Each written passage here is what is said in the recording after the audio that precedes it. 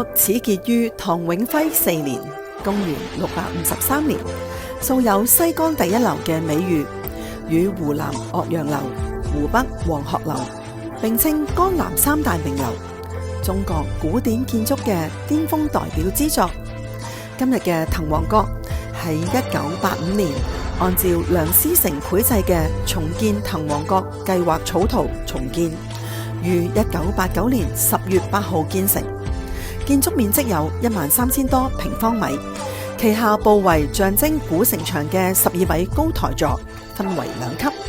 台座以上嘅主閣以明3暗7格式回廊建築，內部有7層，3個明層、3個暗層及閣樓，高達3.5米。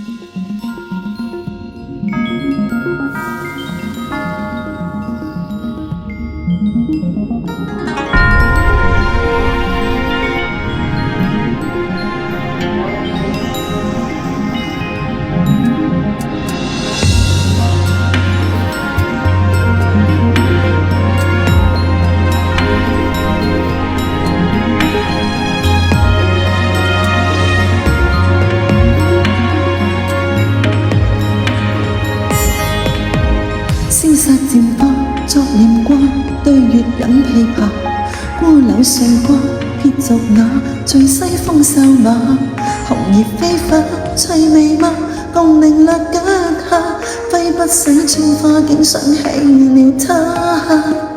初見耀雅，送贈那花蜜染落華，情緣無法去還那，消失一剎那。